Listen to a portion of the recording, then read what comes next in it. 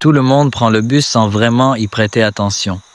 On monte, on s'assoit, on regarde par la fenêtre, puis on descend. Mais depuis cette nuit-là, je n'ai plus jamais remis les pieds dans un bus après 23 heures. C'était en novembre 2024. Je finissais mon travail tard et je prenais toujours le même bus de 23h47 pour rentrer chez moi. Le chauffeur était toujours le même. Quelques habitués montaient aux mêmes arrêts. Rien d'extraordinaire. Ce soir-là, pourtant, quelque chose me dérangeait sans que je sache pourquoi. Le bus semblait trop silencieux. Personne ne parlait. Même le moteur faisait moins de bruit que d'habitude. Je me suis installé au fond et j'ai regardé les rues défiler. Après quelques minutes, j'ai remarqué un homme assis 3 rangées devant moi. Grand, un long manteau noir, la tête baissée. Je ne me souvenais pourtant pas l'avoir vu monter. Le bus s'est arrêté. 2 personnes sont descendues. Quand il est reparti, j'ai jeté un nouveau coup d'œil. L'homme n'était plus à sa place. Je l'ai retrouvé beaucoup plus près. Une seule rangée nous séparait maintenant. Je n'avais entendu aucun pas. Je me suis convaincu que je n'avais simplement pas fait attention. Quelques instants plus tard, le chauffeur a ralenti devant un arrêt. Les portes se sont ouvertes.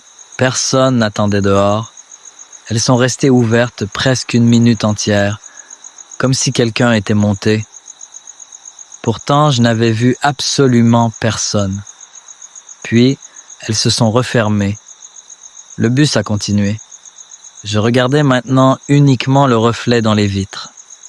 Et c'est là que je l'ai vu. L'homme se tenait debout, juste derrière mon siège. Je me suis retourné d'un coup.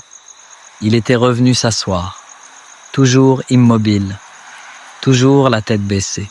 Mon cœur battait tellement fort que j'entendais presque plus le moteur. Je me suis levé pour aller voir le chauffeur. En passant près de lui, j'ai aperçu son visage dans le rétroviseur. Il me regardait. Pas la route. Moi. Et il avait l'air terrifié. Sans quitter la chaussée des yeux, il a murmuré « Ne reste surtout pas au fond ». Je me suis installé juste derrière lui.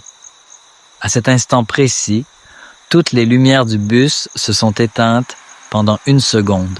Quand elles se sont rallumées, tous les sièges étaient vides. L'homme avait disparu. Le chauffeur s'est mis à respirer très vite. Puis il a accéléré. À travers le pare-brise, la ville avait disparu. Plus de bâtiments, plus de feux rouges. Seulement une route noire entourée d'arbres. Je connaissais pourtant parfaitement ce trajet. Il n'y avait jamais eu de forêt. Le chauffeur murmurait sans arrêt « Pas encore, pas encore ». Au bout de quelques minutes, il a freiné brusquement devant un arrêt que je n'avais jamais vu. Un simple panneau métallique, sans nom.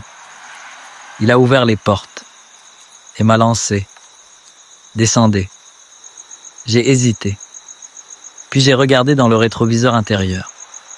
L'homme était réapparu. Il était assis exactement à ma place. Sa tête était toujours baissée. Mais cette fois, il relevait lentement les yeux. Je suis sorti en courant. Les portes se sont refermées derrière moi. Le bus est reparti immédiatement, sans un bruit. Je me suis retrouvé seul sur une route que je ne reconnaissais pas. Après presque 1 heure de marche, j'ai finalement retrouvé la ville. Quand je suis rentré chez moi, j'ai regardé l'horloge.